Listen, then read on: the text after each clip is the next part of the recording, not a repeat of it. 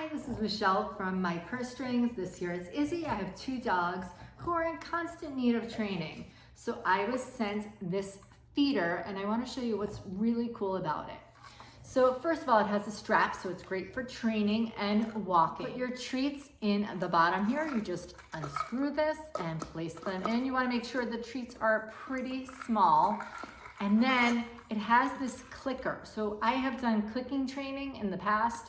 So you just press on this and then you can click.